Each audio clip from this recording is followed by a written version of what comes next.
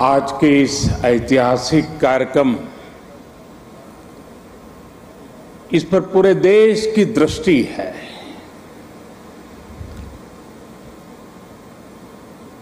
सभी देशवासी इस समय इस कार्यक्रम से जुड़े हुए हैं। मैं इस ऐतिहासिक क्षण के साक्षी बन रहे सभी देशवासियों का हृदय से स्वागत करता हूं, अभिनंदन करता हूं। इस ऐतिहासिक क्षण में मेरे साथ मंत्रिमंडल के मेरे साथी श्री हरदीप पुरी जी, किशन रेड्डी जी, अर्जुन राम मेघवाल जी, मीनाक्षी लेखी जी, कौशल किशोर जी आज मेरे साथ मंच पर उपस्थित हैं। देश के अनेक गणमान्य अतिथिगण वे भी आज यहां उपस्थित है। साथियों, आजादी के अमृत महोत्सव में देश को आज एक नई प्रेरणा मिली है, नई ऊर्जा मिली है। आज हम गुजरे हुए कल को छोड़कर आने वाले कल की तस्वीर में नए रंग भर रहे हैं। आज जो हर तरफ ये नई आभा दिख रही है, वो नए भारत के आत्मविश्वास की आभा है। गुलामी का प्रतीक किंग्स वे यानी राजपथ आज से इतिहास की बात हो गया है, हमेशा के लिए मिट गया है। आज कर्तव्य पथ के रूप में नए इतिहास का सृजन हुआ है। मैं सभी देशवासियों को आजादी के इस अमृत काल में गुलामी की एक और पहचान से मुक्ति के लिए बहुत बहुत बधाई देता हूं। साथियों, आज इंडिया गेट के समीप हमारे राष्ट्र नायक नेताजी सुभाष चंद्र बोस की विशाल प्रतिमा भी, मूर्ति भी स्थापित हुई है। गुलामी के समय यहां ब्रिटिश राज सत्ता के प्रतिनिधि की प्रतिमा लगी हुई थी। आज देश ने उसी स्थान पर नेताजी की मूर्ति की स्थापना करके आधुनिक और सशक्त भारत की प्राण प्रतिष्ठा भी कर दी है। वाकई ये अवसर ऐतिहासिक है, ये अवसर अभूतपूर्व है। हम सभी का सौभाग्य है कि हम आज का ये दिन देख रहे हैं, इसके साक्षी बन रहे हैं। साथियों, सुभाष चंद्र बोस ऐसे महामानव थे जो पद और संसाधनों की चुनौती से परे थे। उनकी स्वीकार्यता ऐसी थी कि पूरा विश्व उन्हें नेता मानता था। उनमें साहस था, स्वाभिमान था, उनके पास विचार थे, विजन था, उनके नेतृत्व की क्षमता थी, नीतियां थी। नेताजी सुभाष कहा करते थे, भारत वो देश नहीं जो अपने गौरवमयी इतिहास को भुला दे।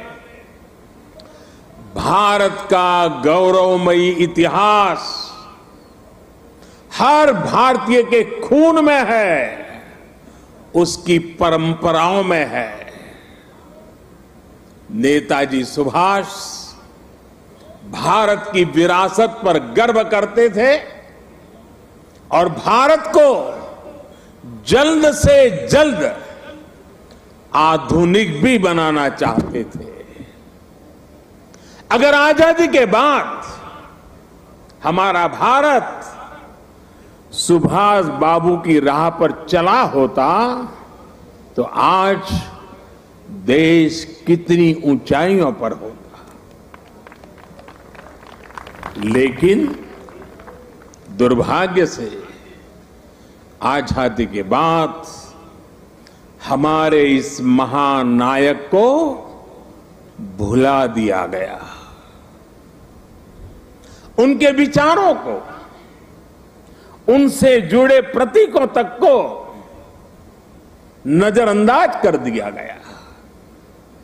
सुभाष बाबू के 125वें जयंती वर्ष के आयोजन के अवसर पर मुझे कोलकाता में उनके घर जाने का सौभाग्य मिला था। नेताजी से जुड़े स्थान पर उनकी जो अनंत ऊर्जा थी, मैंने उसे महसूस किया।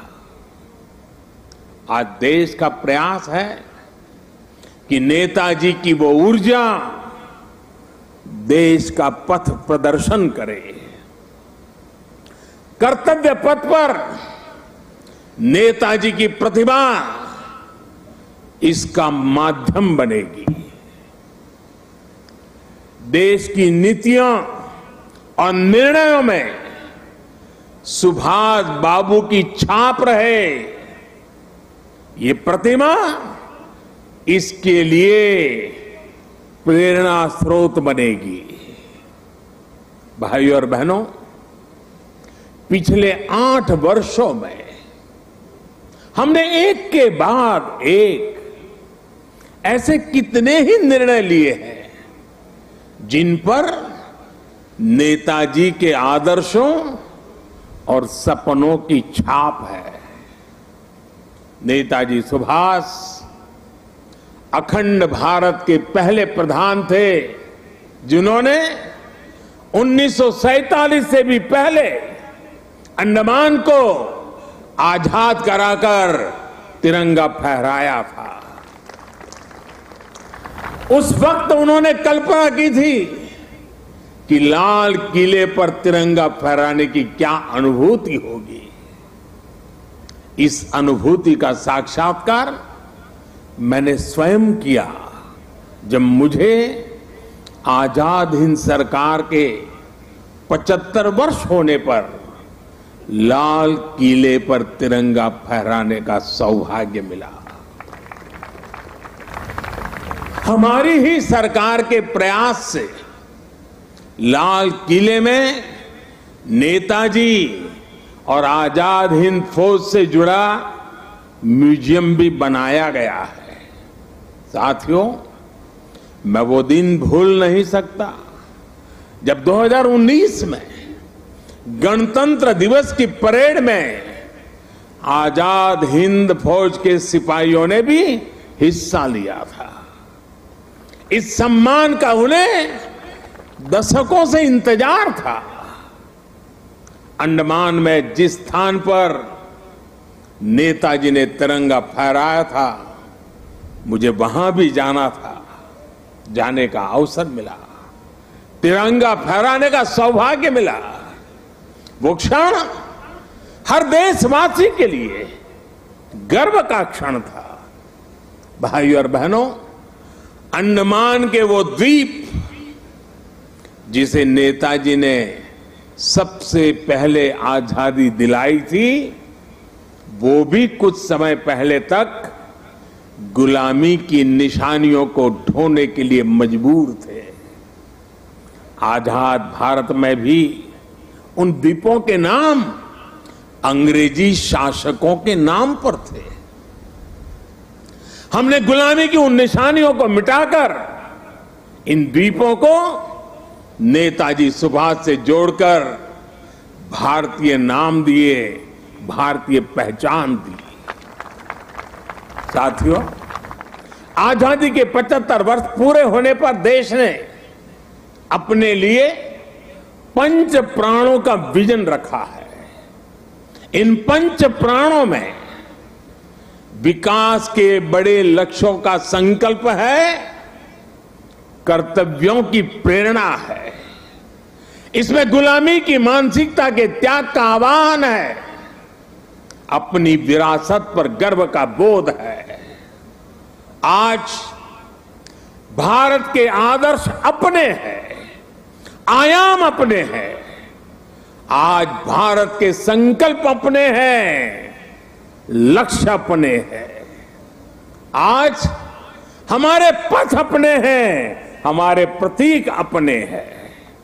और साथियों, आज अगर राजपथ का अस्तित्व समाप्त होकर कर्तव्य पथ बना है, आज अगर जॉर्ज पंचम की मूर्ति के निशान को हटाकर नेताजी की मूर्ति लगी है, तो ये गुलामी की मानसिकता के परित्याग का पहला उदाहरण नहीं है।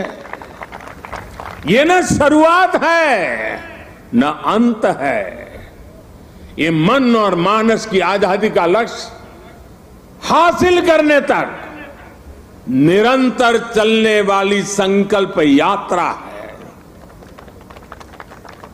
देश के प्रधानमंत्री जहां रहते आए हैं, उस जगह का नाम रेसकोर्स रोड से बदलकर लोक कल्याण मार्ग हो चुका है। हमारे गणतंत्र दिवस समारोह में अब भारतीय वाद्य यंत्रों की भी गूंज सुनाई देती है।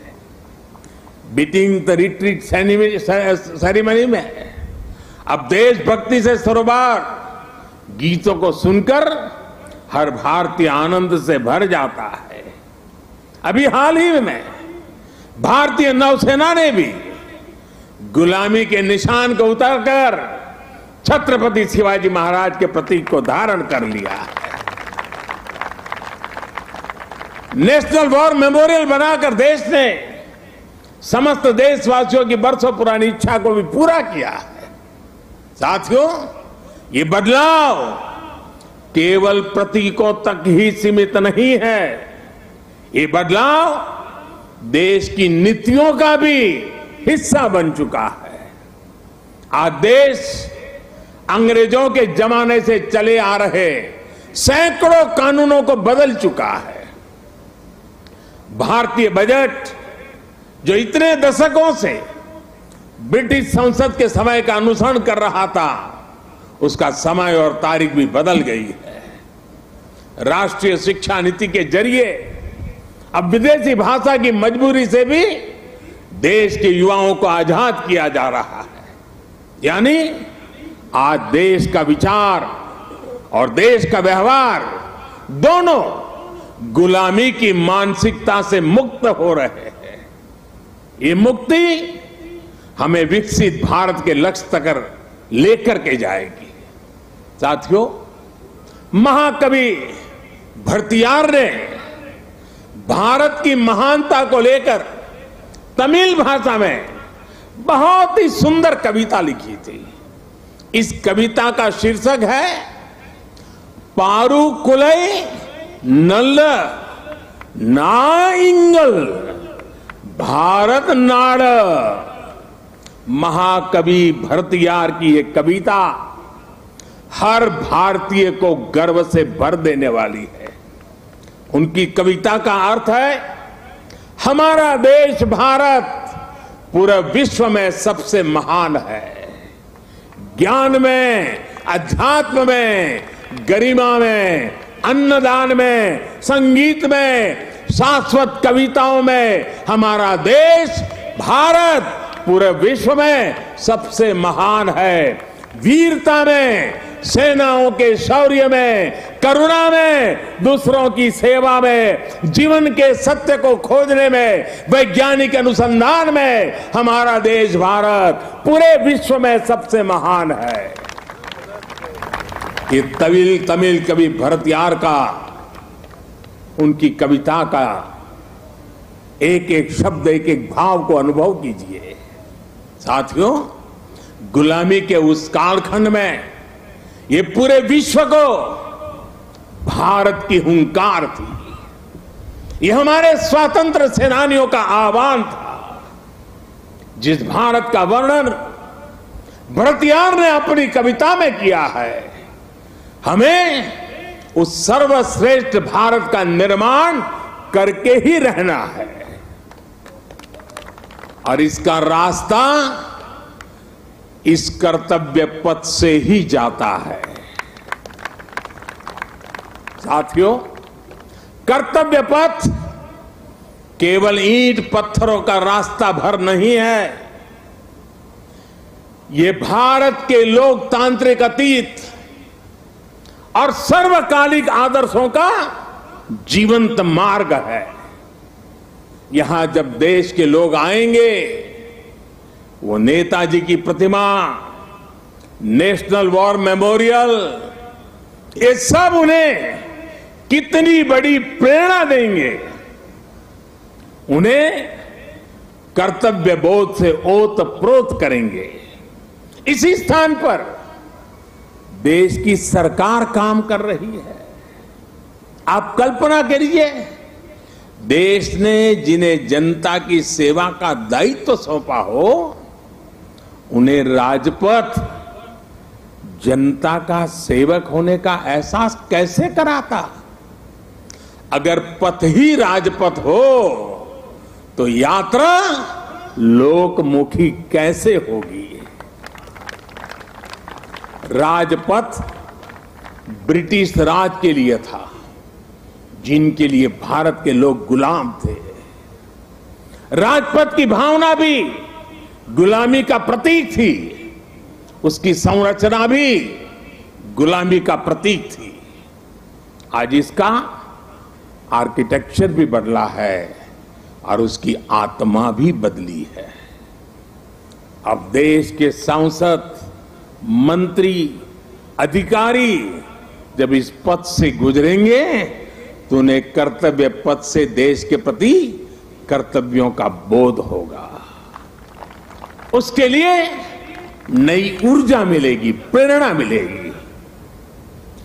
नेशनल वॉर मेमोरियल से लेकर कर्तव्य पथ से होते हुए राष्ट्रपति भवन का ये पूरा क्षेत्र, उनमें नेशन फर्स्ट, राष्ट्र ही प्रथम, इस भावना का प्रवाह प्रतिपल संचारित होगा। साथियों, आज के इस अवसर पर मैं अपने उन श्रमिक साथियों का विशेष आभार व्यक्त करना चाहता हूं, जिन्होंने कर्तव्य पथ को केवल बनाया ही नहीं है, बल्कि अपने श्रम की पराकाष्ठा से देश को कर्तव्य पथ दिखाया भी है। मुझे अभी उन श्रमजीवियों से मुलाकात का भी अवसर मिला। उनसे बात करते समय मैं महसूस कर रहा था कि देश के गरीब, मजदूर और सामान्य मानवी के भीतर भारत का कितना भव्य सपना बसा हुआ है। अपना पसीना बहाते समय वो उसी सपने को सजीव कर देते हैं। और आज जब मैं इस अवसर पर मैं उन हर गरीब मजदूर को भी देश की तरफ से धन्यवाद करता हूं, उनका अभिनंदन करता हूं, जो देश के अभूतपूर्व विकास को ये हमारे श्रमिक भाई गति दे रहे हैं। और जब मैं आज इन श्रमिक भाई बहनों से मिला तो मैंने उनसे कहा है कि इस बार 26 जनवरी को जिन्होंने यहां पर काम किया है, जो श्रमिक भाई है, वो परिवार के साथ मेरे विशेष अतिथि रहेंगे 26 जनवरी के कार्यक्रम।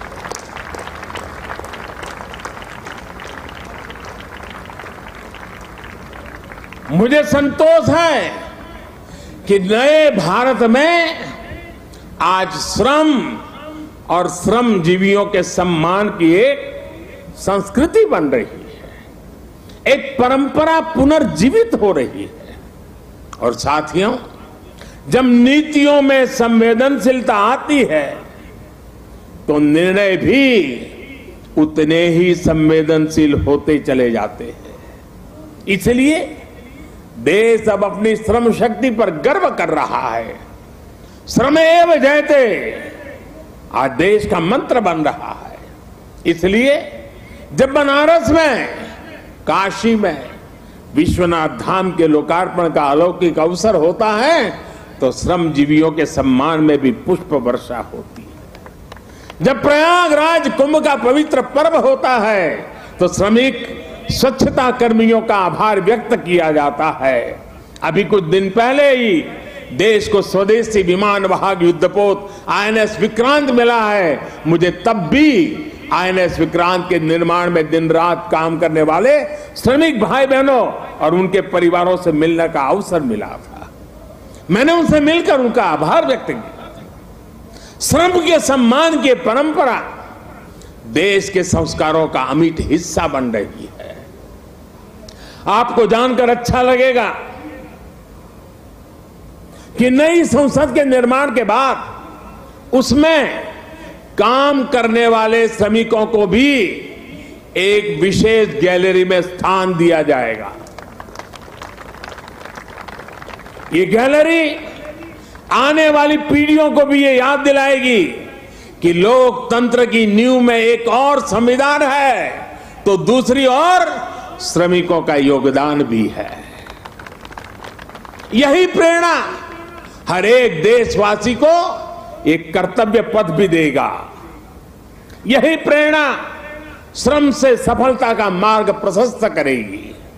साथियों, हमारे व्यवहार में, हमारे संसाधनों में, हमारे साधनों में, हमारे इंफ्रास्ट्रक्चर में आधुनिकता का इस अमृतकाल का प्रमुख लक्ष्य है। और साथियों, जब हम इंफ्रास्ट्रक्चर की बात करते हैं तो अधिकतर लोगों के मन में पहली तस्वीर सड़कों या फ्लाईओवर की हो जाती है। लेकिन आधुनिक होते भारत में इंफ्रास्ट्रक्चर का विस्तार उससे भी बहुत बड़ा है, उसके बहुत पहलू है। आज Bharat social infrastructure, transport infrastructure, digital infrastructure के साथ ही कल्चरल इंफ्रास्ट्रक्चर पर भी उतनी ही तेजी से काम कर रहा है। मैं आपको सोशल इंफ्रास्ट्रक्चर का उदाहरण देता हूं। आज देश में एम्स की संख्या पहले के मुकाबले 3 गुना हो चुकी है। मेडिकल कॉलेजों की संख्या में भी 50% की वृद्धि हुई है। ये दिखाता है कि भारत आज अपने नागरिकों के स्वास्थ्य को बेहतर बनाने के लिए, उन्हें मेडिकल की आधुनिक सुविधाएं पहुंचाने के लिए किस तरह काम कर रहा है। आज देश में नई आईआईटीज, ट्रिपल आईटी, वैज्ञानिक संस्थाओं का आधुनिक नेटवर्क लगातार विस्तार किया जा रहा है, तैयार किया जा रहा है। बीते 3 वर्षों में 6.5 करोड़ से ज्यादा ग्रामीण घरों को पाइप से पानी की सप्लाई सुनिश्चित की गई है। आज देश के हर जिले में 75 अमृत सरोवर बनाने का महाअभियान भी चल रहा है। भारत का ये सोशल इंफ्रास्ट्रक्चर सामाजिक न्याय को और समृद्ध कर रहा है। साथियों, ट्रांसपोर्ट इंफ्रास्ट्रक्चर के विकास पर आज भारत जितना काम कर रहा है उतना पहले कभी नहीं हुआ। आज एक तरफ देश भर में ग्रामीण सड़कों का निर्माण हो रहा है तो वहीं रिकॉर्ड संख्या में आधुनिक एक्सप्रेसवे बनाए जा रहे हैं। आज देश में तेजी से रेलवे का इलेक्ट्रिफिकेशन हो रहा है तो उतने ही तेजी से अलग अलग शहरों में मेट्रो का भी विस्तार हो रहा है। आज देश में अनेकों नए एयरपोर्ट बनाए जा रहे हैं तो वाटरवे की संख्या में भी अभूतपूर्व वृद्धि की जा रही है। डिजिटल इंफ्रास्ट्रक्चर के निर्माण में तो भारत आज पूरे विश्व के अग्रणी देशों में अपनी जगह बना चुका है। 1.5 लाख से ज्यादा पंचायतों तक ऑप्टिकल फाइबर पहुंचाना हो, डिजिटल पेमेंट के नए रिकॉर्ड हो, भारत की डिजिटल प्रगति की चर्चा पूरी दुनिया में हो रही है। भाई और बहनों, इंफ्रास्ट्रक्चर के इन कार्यों के बीच भारत में कल्चरल इंफ्रास्ट्रक्चर पर जो काम किया गया है उसकी उतनी चर्चा नहीं हो पाई है। प्रसाद स्कीम के तहत देश के अनेकों तीर्थ स्थलों का पुनरुद्धार किया जा रहा है। काशी, केदारनाथ, सोमनाथ से लेकर करतारपुर साहिब कॉरिडोर तक के लिए जो कार्य हुआ है वो अभूतपूर्व है। और साथियों, जब हम कल्चरल इंफ्रास्ट्रक्चर की बात करते हैं तो उसका मतलब सिर्फ आस्था की जगहों से जुड़ा इंफ्रास्ट्रक्चर ही नहीं है। इंफ्रास्ट्रक्चर जो हमारे इतिहास से जुड़ा हुआ हो, जो हमारे राष्ट्र नायक और राष्ट्र नायिकाओं से जुड़ा हुआ हो, जो हमारी विरासत से जुड़ा हो, उसका भी उतना ही तत्परता से निर्माण किया जा रहा है। सरदार पटेल की स्टैच्यू ऑफ यूनिटी हो या फिर आदिवासी स्वतंत्रता सेनानियों को समर्पित म्यूजियम, पीएम म्यूजियम हो या फिर बाबा Saheb Ambedkar memorial, national war memorial हो या फिर नेशनल पुलिस मेमोरियल, ये कल्चरल इंफ्रास्ट्रक्चर के उदाहरण है। ये परिभाषित करते हैं कि एक राष्ट्र के तौर पर हमारी संस्कृति क्या है, हमारे मूल्य क्या है और कैसे हम इन्हें सहज रहे हैं। एक आकांक्षी Bharat social infrastructure, transport infrastructure, digital infrastructure के साथ ही कल्चरल इंफ्रास्ट्रक्चर को गति देते हुए तेज प्रगति कर सकता है। मुझे खुशी है कि आज कर्तव्य पथ के रूप में देश को कल्चरल इंफ्रास्ट्रक्चर का एक और बेहतरीन उदाहरण मिल रहा है। आर्किटेक्चर से लेकर के आदर्शों तक आपको यहां भारतीय संस्कृति के दर्शन भी होंगे और बहुत कुछ सीखने को भी मिलेगा। मैं देश के हर नागरिक का आह्वान करता हूं, आप सभी को आमंत्रण देता हूं, आइए इस नवनिर्मित कर्तव्य पथ को आकर देखिए। इस निर्माण में आपको भविष्य का भारत नजर आएगा। यहां की ऊर्जा आपको हमारे विराट राष्ट्र के लिए एक नया विजन देगी, एक नया विश्वास देगी।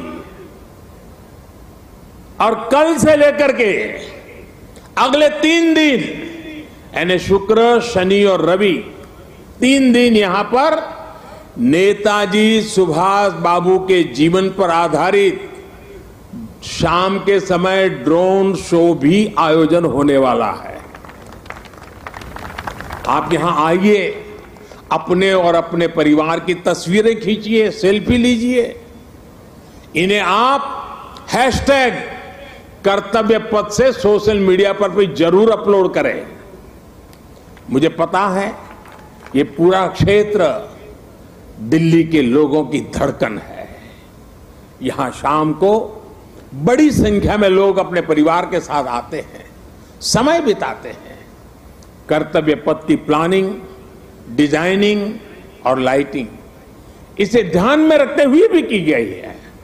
मुझे विश्वास है कर्तव्य पथ की ये प्रेरणा देश में कर्तव्य बोध का जो प्रवाह पैदा करेगी, ये प्रवाह ही हमें नए और विकसित भारत के संकल्प की सिद्धि तक लेकर जाएगा। इसी विश्वास के साथ आप सभी का एक बार फिर बहुत बहुत धन्यवाद करता हूं। मेरे साथ बोलेंगे, मैं कहूंगा नेताजी, आप बोलिए अमर रहे, अमर रहे। नेताजी, नेताजी, नेताजी। भारत माता की, भारत माता की। वंदे वंदे वंदे। बहुत बहुत धन्यवाद।